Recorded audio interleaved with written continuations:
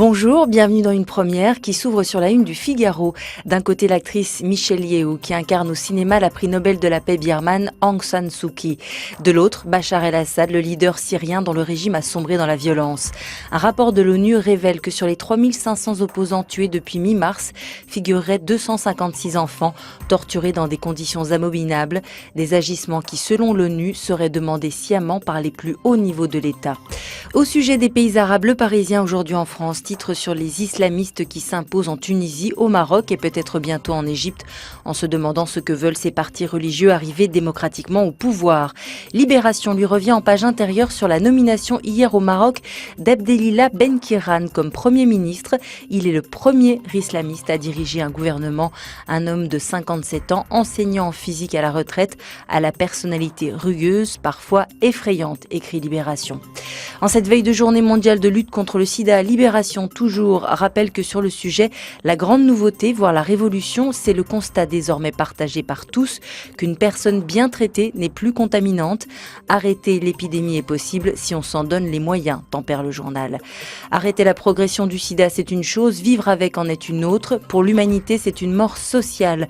Le journal publie les témoignages d'Éric et Fred qui montrent la grande précarité sociale et financière de la plupart des personnes séropositives.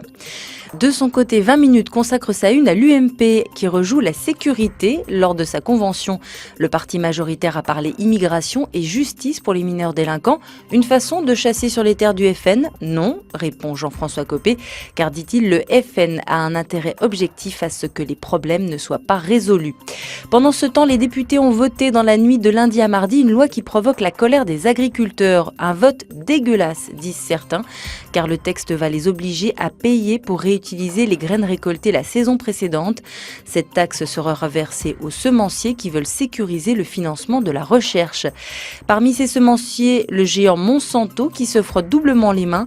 Le Monde revient sur l'annulation par le Conseil d'État des décrets pris par la France pour interdire la culture des semences génétiquement modifiées. Une annulation qui découle d'un vice de procédure. Au gouvernement, on s'affaire pour trouver une solution car dans l'opinion, le sujet est sensible.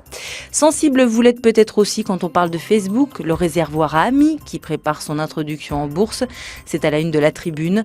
100 milliards, c'est le montant de cette entrée sur les marchés, soit 30 fois son chiffre d'affaires estimé, un exploit dans le contexte financier actuel. Exploit, le mot est peut-être aussi valable pour François Hollande qui joue sur tous les fronts dans le dossier du nucléaire, une position délicate résumée par le dessin de Willem. Gardez le cap et à demain.